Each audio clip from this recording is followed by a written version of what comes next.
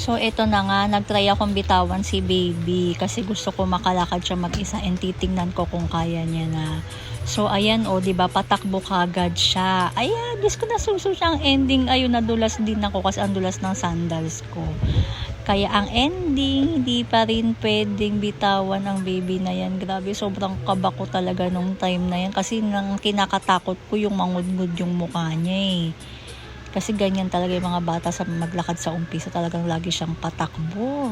Grabe ka ba ko dyan.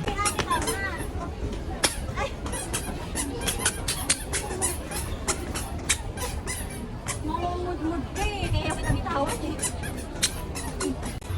So, ito na nga, sinuot ko na ulit yung kanyang walker harness. Actually, nakakalakad naman na siya mag-isa. Kaso lang kasi, may times kasi talaga na, ayan, no, patakbo talaga siya eh.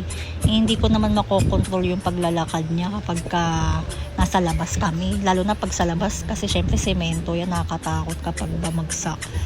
So, ayan, kailangan ko pa rin talaga tong walking harness na to para sa baby ko. Sobrang laking tulong talaga na kahit magtatakbo siya, ayan, okay lang kahit matumba kasi nakaalalay ako.